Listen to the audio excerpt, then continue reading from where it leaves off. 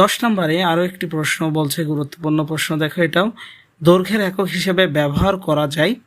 দৈর্ঘ্যের একক হিসেবে আমরা কোনগুলো ব্যবহার করি? মিটার ব্যবহার করি, সেন্টিমিটার ব্যবহার করি, কিলোমিটার। আমরা জানি ছোট কিছু মাপার জন্য ছোট কোনো বস্তু সেন্টিমিটার ব্যবহার করি, তার চেয়ে একটু বড় মিটার, এবং অনেক বড়োর ক্ষেত্রে আমরা কিলোমিটার ব্যবহার করি। অর্থাৎ এই তিনোটাই দৈর্ঘ্যের একক হিসেবে ব্যবহার করা হয়। অর্থাৎ 10-এর সঠিক উত্তর হবে ঘ। 11 নম্বরে একটি আয়তাকার ঘরের দৈর্ঘ্য 30 মিটার এবং প্রস্থ 20 মিটার হলে ক্ষেত্রফল কত?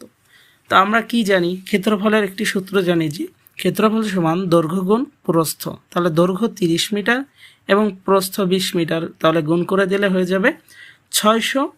এখন দেখো, এখানে আমরা ক্ষেত্রফলের একক কোনটি দিব? মিটার দিব, মিলিমিটার দিব, সেন্টিমিটার দিব, না বর্গ মিটার দিব? এই জায়গাতে তোমরা কিন্তু ভুল করে